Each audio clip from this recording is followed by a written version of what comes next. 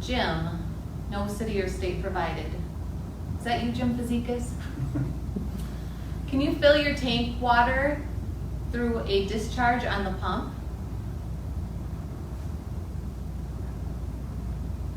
Well, Greg talked about that already. That's what we would call the tank fill valve, which is installed by the truck builder. It's a valve that comes right from the discharge manifold of the pump to the control panel, so you can open or close it, and then back into the tank to fill it.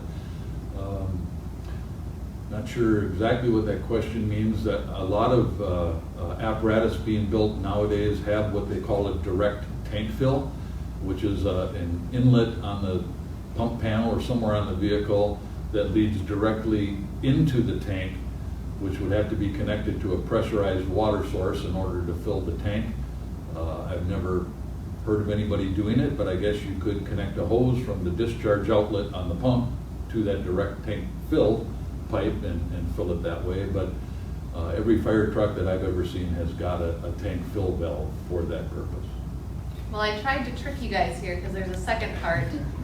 So secondly, when working with a fire and the first engine runs out of water, can you hook the second engine supply line into a discharge of the first engine, then pump the second engine through the first engine to supply enough water to fill the first engine's tank and keep the hand line working?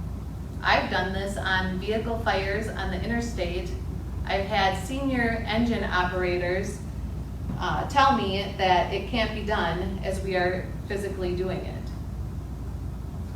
I guess, it's going to depend on the size hose that you can use that first engine as a manifold. You're not going to want the pump engaged at that point. If you're coming in through the discharge side, I would typically go in through the intake side and relay it to them, but you could use it as a manifold.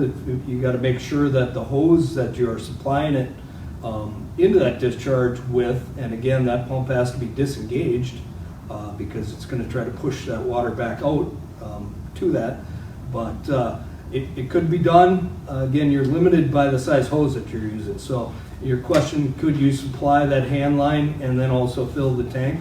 If you've got an 1.5 inch, 1 3/4 hand line that you're operating, and you've got a 2-inch tank fill, 2.5 from the other truck is probably going to be able to handle that. But you wouldn't be able to run both, of course, if you're only stretching an 1 3/4 hose from the second engine to that point.